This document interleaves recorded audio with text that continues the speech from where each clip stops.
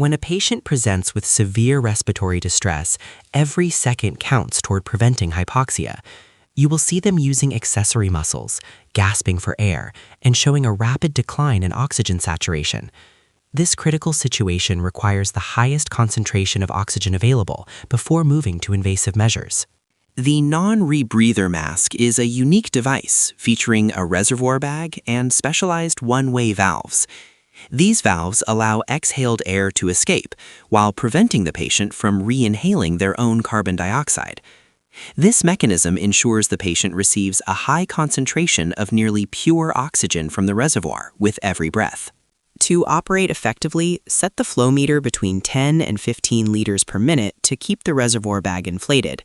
This flow rate provides an FiO2 of approximately 60 to 95%, which is ideal for stabilizing the patient. Always ensure the mask fits snugly to maintain the high oxygen concentration required for recovery.